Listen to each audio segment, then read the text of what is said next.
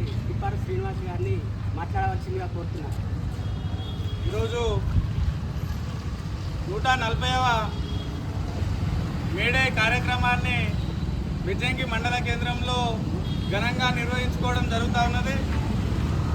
ఆ రోజు అమెరికా దేశంలోని చికాగో పట్టణంలో 1886లో కార్మిక వర్గం అంతా ఏకమయ్యి ఆ రోజు పారిశ్రామికవేత్తలు పని బానిసలను కార్మిక వర్గాన్ని పని బానిసలను చేసి తీవ్రమైనటువంటి పని ఒత్తిడి పెంచడం, ఇష్టం వచ్చినట్టుగా 18 గంటలు 20 గంటలు పని చేయించడంతో ఆ రోజు ఉన్నటువంటి కార్మిక వర్గం అంతా తిరగబడి ఈరోజు మాకు 8 గంటల పని దినం కావాలని, అట్లాగే మాకు కనీస వేతనం కావాలని కార్మిక వర్గం అంతా ఐక్యమయ్యి పోరాటాలకు పిలుపునివ్వడం జరిగింది. మరి ఆ రోజు మే 1వ తారీఖున కార్మిక వర్గం అంతా రోడ్ల మీదకి రావడం జరిగింది.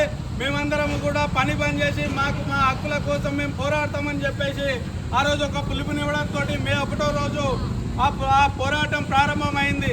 మరి పెద్ద ఎత్తున కార్మిక వర్గము ఆ పోరాటంలోకి వచ్చి రోడ్డు మీదకి వచ్చి పోరాటం చేస్తున్నటువంటి కార్మిక వర్గాన్ని ఆ రోజు ఉన్నటువంటి బడా పారిశ్రామికవేత్తలు కానీ అట్లాగే ప్రభుత్వము కుమ్మక్కయ్యి ఆ కార్మిక వర్గం చేస్తున్నటువంటి ర్యాలీని తుపాకులతోటి కార్మిక వర్గాన్ని కాల్చడం జరిగింది.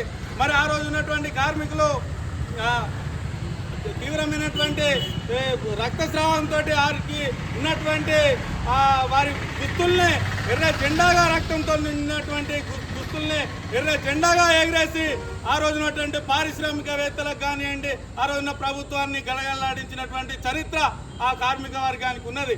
మరి అట్లా ఒక్క చికాగో పట్టణంలోని అమెరికా దేశంలో కాదు, ఆ పోరాటం ప్రపంచవ్యాప్తంగా ఉప్పొంగి ప్రపంచ కార్మిక వర్గం అంతా ఐక్యమైంది.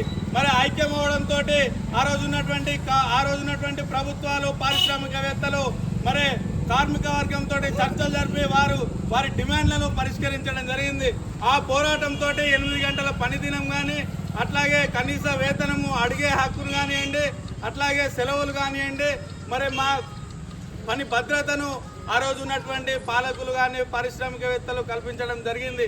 మరి అదేవిధంగా ఆ పోరాటంతో ప్రపంచంలో ఉన్నటువంటి కార్మిక వర్గం అంతా ఆ రోజు ప్రాణత్యాగం చేసినటువంటి 8 మందికి గుర్తుగా మే 1వ తారీఖున పల్లెలో కార్మిక వర్గం ఎర్ర జెండాలు ఎగిరేసి మేడే స్ఫూర్తిని చాటి చెప్తా ఉన్నది. 140 సంవత్సరాలుగా ఈరోజు మనం మేడేను జరుపుకుంటా ఉన్నాం. మరి ఈ ఎర్ర జెండా కార్మిక వర్గానికి అండగా నిలబడ్డది, పేద ప్రజలకు అండగా ఎర్ర జెండా ఉన్నది. అట్లాగే మన భారతదేశంలో కూడా అనేక కార్మిక వర్గ పోరాటాలు చేసి కార్మిక హక్కులను సాధించుకోవడం జరిగింది. మరి ఈ తెలంగాణలో కూడా ఎర్ర జెండా ఆ రోజు నైజాం కాలంలో దొరలు భూస్వాముల చేతిలో వెట్టి చాకిరీ చేస్తున్నటువంటి బడుగు బలహీన వర్గాలకు అండగా నిలబడ్డది. ఆ రోజు దొర గడిలు కూలగొట్టింది ఎర్ర జెండా. దొరల గుండెల్లో గుణపాలు కుత్తి ఎర్ర జెండా లావట్టి పేద ప్రజలకు 4 లక్షల ఎకరాల భూమిని వంచింది ఈ ఎర్ర జెండా. మరి అట్లాంటివి అనేకమైనటువంటి పోరాటాలకు ముందు నడిచింది ఈ ఎర్ర జెండా. ఈ ఎర్ర జెండాను కాపాడుకుంటేనే మన పేద ప్రజలం కానీ కార్మిక వర్గం కానీ ఇలా మనం నిలబడేటువంటి పరిస్థితులు ఉన్నాయి. మరి ఈ ఎర్ర జెండా ప్రభావాన్ని ఈ ఎర్ర జెండాను మనమందరము కార్మిక వర్గం కాపాడుకోవాలి. మనం కూడా కొంచెం వెనుకబడితే మనం వెనుకబడ్డట్టుగా ప్రభుత్వాలు చూస్తే ఈరోజు 24 కార్మిక చట్టాలను ఎత్తేసినటువంటి ఉన్నది ఇప్పుడు కేంద్ర ప్రభుత్వం. మరి ఆ రోజు మేడే స్ఫూర్తితోటి సాధించిన 8 గంటల పని దినాన్ని ఇప్పుడున్నటువంటి కేంద్ర ప్రభుత్వం దాన్ని ఎత్తేసే కుట్రం చేసింది. మరి అట్లా 4 లేబర్ కోడ్లుగా తీసుకొచ్చి ఈరోజు సంఘం పెట్టుకునే హక్కులో నిబంధనలు పెంచింది. మరి పని గంటల్లో నిబంధనలు పెంచింది, వేతన సవరణ చట్టానికి నిబంధనలు తెచ్చింది.